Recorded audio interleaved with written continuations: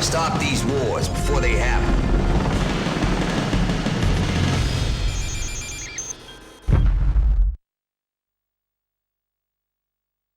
Well. This is the game I've chosen. Well, not chosen. This was actually the random number generator that chose this.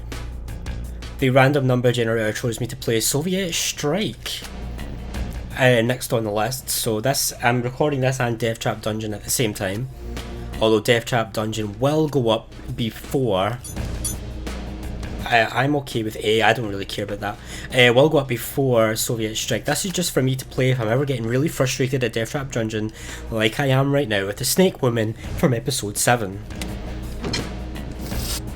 So this is Soviet Strike. For those of you who don't know, it's like a kind of, not quite flight simulator, but it's like a helicopter flight game.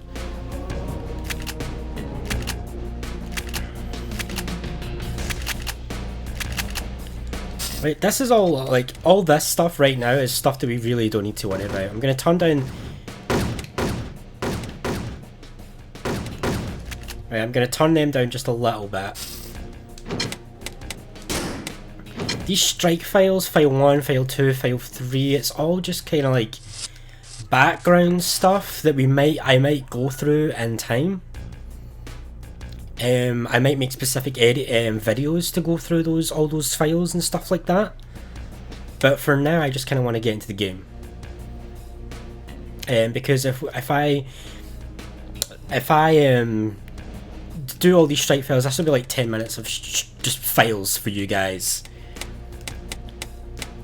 You know what? Okay, fine, we'll do it. This first episode will just be files while we're explaining the game, and fine, it's fine. So.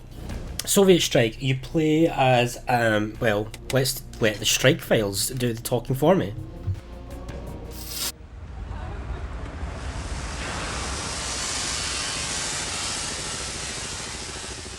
Here's how it's going to work, Mr. President. We let you worry about the domestic agenda, all the touchy-feely stuff. But when it comes to national security, Strike makes all the hard decisions.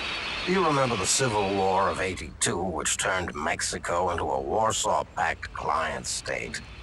Well, I don't know what you're talking about. There never was any Mexican Civil War. That's the point. There would have been if Strike hadn't interceded. You see, sir, we measure our success by the wars that never happened. Get my drift? But I thought I was in charge. Your organization undermines the chief executive. Sir, I'm here to explain how things work. If you don't want to play ball, I'm sure the vice president will. We've had to deal with that very unpleasant situation before.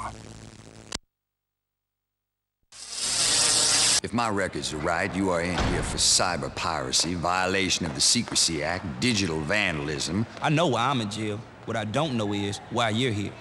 Why did you commit these crimes? Man, I was just bored. I didn't hurt nobody. They threw me in jail because I embarrassed them. What do you want anyway? Listen, son. We need somebody to sys-op the most highly sensitive computer net in the world. We need a hacker to infiltrate enemy security and to keep the enemy out of ours. Is this a joke? This is the farthest thing in the world from a joke. Sir, what do you suppose the president is going to say when he finds out we've got a convict running the most highly secured net in the world? Who cares? Sir, would you care to comment about reports of your involvement with an illegal renegade operation known as Strike? I can neither confirm nor deny the existence of such an organization. Is it true that your organization routinely violates enemy sovereignty, carries out black bag operations and covers them up, all with no regard for the will of Congress, the President, or the American people? No comment. Sir, is it also true that your motto is, quote, "We measure our success by wars that don't happen"? I don't see what you're driving at, Ms. Gray. I want to work with you. I'd be perfect.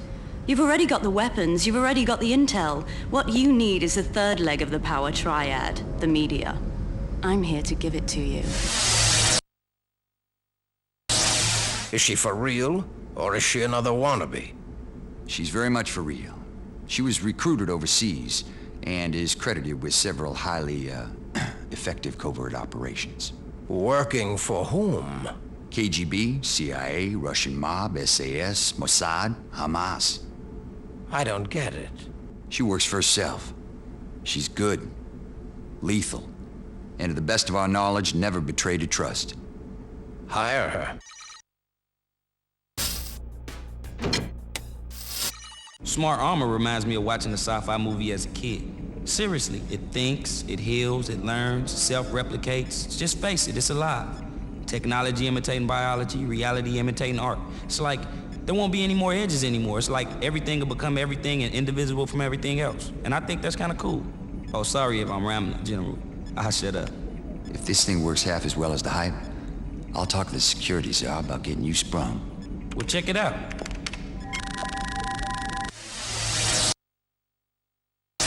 What's the status of StrikeNet intel? We believe we have the most sophisticated data retrieval, analysis, and execution web in the world. And the convict? He missed his parole meeting last month to install the network search engine. I've got a pardon lined up for him. It's an embarrassment to have him behind bars. Not necessary. We just converted maximum security into Strike's nerve center. It is a distraction-free zone. General, what you say your name is? General Earl. You got a first name? General. You're working for the military now, Hack. That's how it works. How come you get to call me Hack and I have to call you General?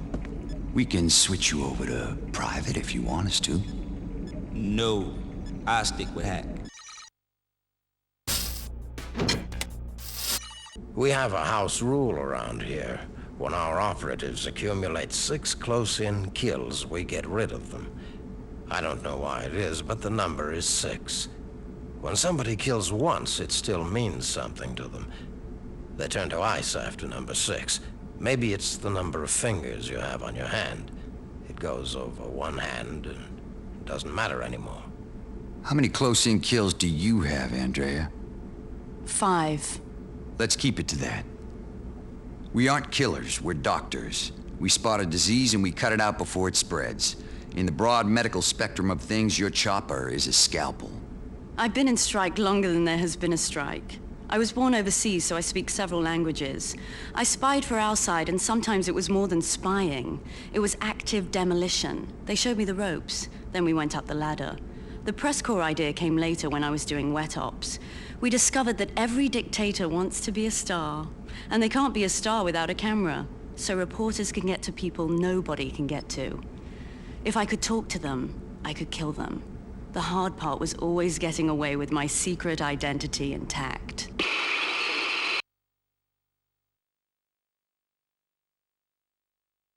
The security czar wants this one dark. 1 chopper, 2 pilots. Sounds like we have 0 chance of asset return. Skip the euphemisms, Andrea. Let's use the old term. Suicide mission. You think the commander will do it? Of course. The bigger the risk, the more enthusiastic he is.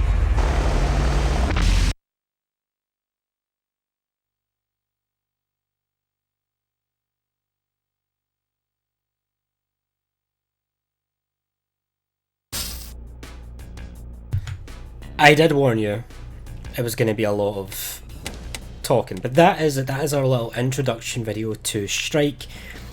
Essentially, they are a black ops organisation that really do handle international affairs where the president is just a puppet. And they're made up of a general, someone above him, a hacker who's in prison, and a press conference woman assassin. So that is it for this episode. I know we've got nothing done, but this is the intro, this is the prep to brief you guys. Now I know this disc is really old, since I've had it since I was like 4, so it might be buggy at times. Bear with me. Next episode we'll jump into the campaign.